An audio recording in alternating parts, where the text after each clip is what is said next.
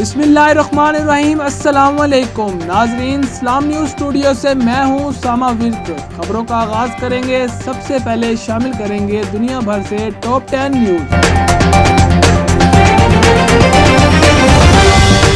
वज़ीर-ए-आज़म इमरान खान की ज़ेर सदारत वफाकी काबीना के इजलास में सुकून बॉन्ड्स के आजिज़ के हवाले से दिलचस्प तजावीज़ सामने आई। बिलावल के बयान के बाद पीडीएम के बड़ों में अचानक राब्ते, सियासी सूरत हाल में मशावरत।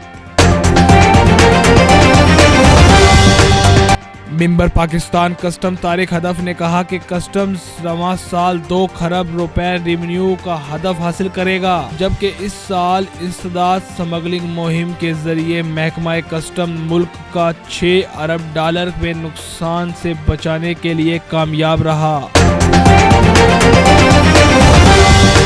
ब्रॉडशीट और नैब के तनाज़े से मुतल्लिक नए हक़ाइक़ सामने आ गए। मालूम हुआ कि नवाज शरीफ और साथियों के बैरूनी मुल्क असासों का अंदाज़ा 1 अरब डॉलर लगाया गया।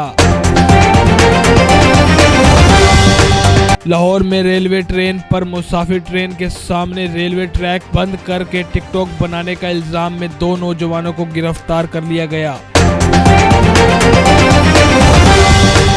यूरोपीय पार्लियामेंट ने तहकीकाती इदारे EU डेस्क इन्फोलैब के भारत से मुतल्लिक इंकशाफात पर नोटिस ले लिया।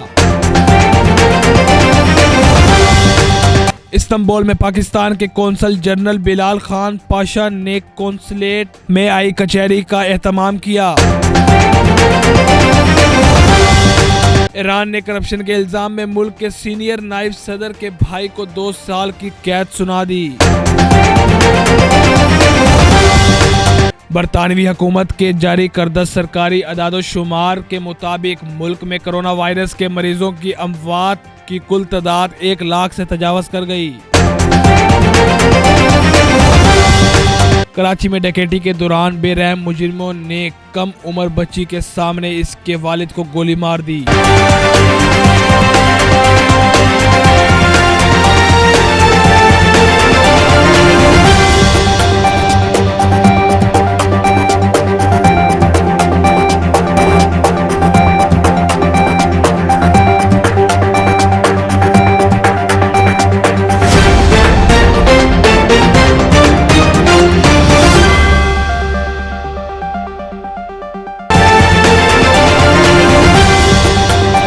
जी तो नाजरीन, ये थी दुनिया भर से 10 बड़ी खबरें। मजीद खबरों से बखबर रहने के लिए हमारे साथ जुड़े रहें।